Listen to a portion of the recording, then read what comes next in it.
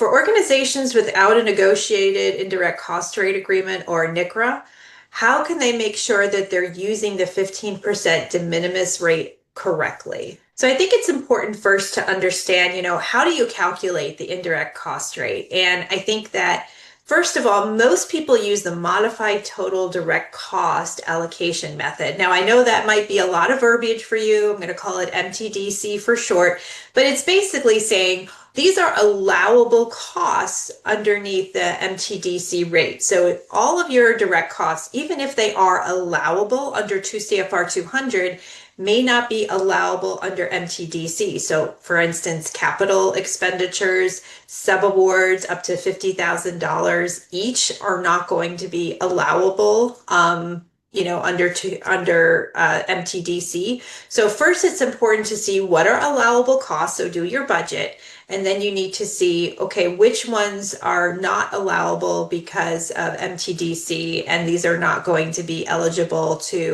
for the indirect cost calculation. So once you figure that out, then you can apply the 15% indirect cost rate. Most of all, work with someone in finance and ensure that you're using the right cost allocation method, because I think that you want to use the same method across all of your different federal grants. So you can't just assume that if some things are going to be indirect in some applications, they're not going to be direct in another. So you just have to have that sort of standardization across the board, because the consistency is what makes you a less risky organization. It ensures that you are using the cost correctly, you're using the cost allocation methods correctly, and it doesn't raise red flags for auditors.